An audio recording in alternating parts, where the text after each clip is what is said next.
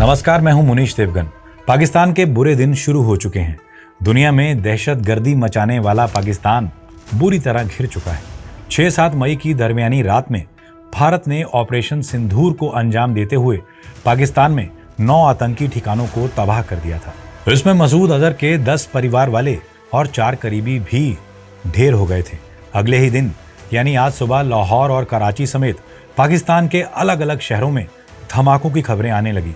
पाकिस्तान से ही एक और खबर आई कि बीएलए ने बलूचिस्तान में हमला कर 12 पाकिस्तानी सैनिकों को मार दिया है। इस सबके बीच भारत के ऑपरेशन सिंदूर को लेकर बड़ी खबर सामने आ रही है।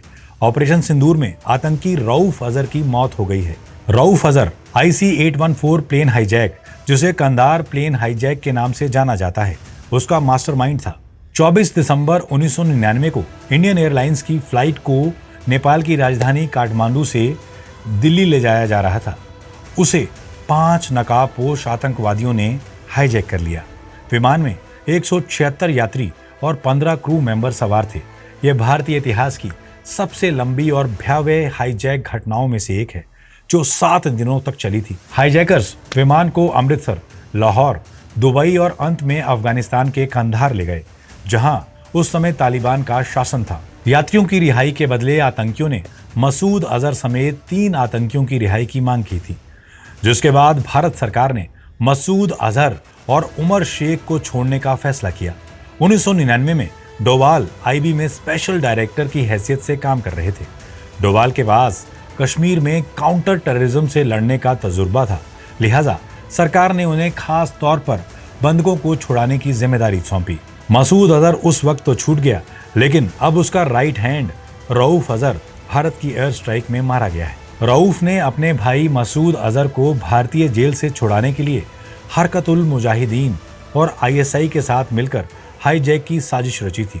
उसने काठमांडू में ऑपरेशन की योजना बनाई और हाईजैकर्स, जिसमें उसका भाई इब्राहिम अतर शामिल था, उसके साथ कोऑर्डिनेट किया। कांधार प्लेन हाईजैक के वक्त अजीत डोभाल चाहते थे कमांडो ऑपरेशन कर सारे हाईजैकर्स को मार दिया जाए, लेकिन तब की सरकार ने उन्हें इजाजत नहीं दी। तब बड़े बेमन से मसूद अजहर समेत उसके साथी को बंधकों के बदले रिहा करना पड़ा था। सीमा पार से रऊफ अजहर ने यह साजिश रची थी और यह भारतीय सुरक्षा एजेंसियों के रडार पर लंबे वक्त से था। यह भी कहा जाता है कि अजीत डोभाल ने कांधार हाईजैक के वक्त कसम खाई थी कि कांधार विमान हाईजैक में शामिल आतंकियों की कब्र वो खुद खोदेंगे। 2014 में जब मोदी सरकार ने उन्हें NSA नियुक्त किया तो डोभाल इस मिशन में जुट गए। सीमा पार बैठे तमाम भारत के दुश्मन किस तरह डोभाल से खौफ खाते हैं, ये पूरी दुनिया जानती है। आपको ये भी बता दें कि रऊफ अजहर न सिर्फ मसूद का भाई और राइट हैंड था, बल्कि पठानकोट एयरबेस समेत संसद हमले में भी उसका बड़ा हाथ था। रऊफ की भूमिका रणनीति निर्माण और निर्देश देने तक थी। बाद में वो जैश-ए-मोहम्मद के आतंकी हमलों में सक्रिय रहा। भारत में वो मोस्ट वांटेड रहा। भारत की सुरक्षा एजेंसियों के हत्थे चढ़ते वो कई बार बचा, क्योंकि पाकिस्तानी सरकार ने जमाई राजा की सुरक्षा का इंतजाम पुख्ता कर रखा था। कहा जाता है मसूद अजहर और उनके तमाम गुर्गों की सुरक्षा ऐसी थी कि परिंदा भी पर न मार पाए, लेकिन भारत की एयर स्ट्राइक ने उनको ऐसा मारा कि वो उम्र भर के लिए मिट्टी में मिल गए। उम्मीद करते हैं कि जन्नत में उनको हुरे नसीब होंगी।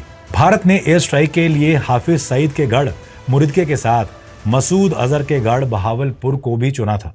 बहावलपुर जैश-ए-मोहम्मद का गढ़ माना जाता है। जैश का मुख्यालय यहीं था।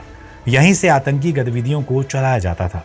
जिस बहावलपुर में आज आतंकियों की पौध तैयार होती है, कभी वो बेहद धनी रियासत हुआ करती थी। बहावलपुर लाहौर से लगभग 400 किलोमीटर दूर है। यहाँ जैश का मुख्यालय जामिया मस्जिद सुभान अल्लाह परिसर में था। इसे उस्मानो अली कैंपस भी कहा जाता है। यह परिसर 18 एकड़ में फैला हुआ है। यहाँ जैश-ए-मोहम्मद के लोगों की भर्ती की जाती है, उन्हें पैसे और ट्रेनिंग दी जाती थी। भारतीय हमलों में इस मस्जिद को भी निशाना बनाया गया।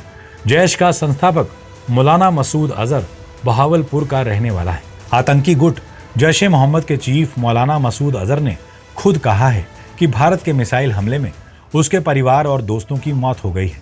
ऑपरेशन सिंदूर के तहत भारतीय सेना ने बुधवार तड़के पाकिस्तान के बहावलपुर में मौजूद सुभान अल्लाह मस्जिद परिसर में 4 मिसाइलें दागी थी। हमले में ये इमारत पूरी तरह तबाह हो गई। इस हमले में मसूद अजहर के परिवार के 10 सदस्य और उनके गुट के 4 आतंकियों समेत करीब 14 लोगों की मौत हुई। मिसाइल हमले में मरने वालों में मसूद अजहर का भाई रऊफ अजहर भी शामिल है। रऊफ अजहर की बड़ी बहन और उसका शौहर, अजहर का भतीजा और उसकी पत्नी एक भतीजी भी इसमें शामिल है। फिलहाल पाकिस्तान में आतंकियों का सफाया जारी है। आने वाले दिनों में भारत पाक के हर नापाक मंसूबे का जवाब देता रहेगा। उम्मीद करता हूं ये एपिसोड भी आपको पसंद आया होगा।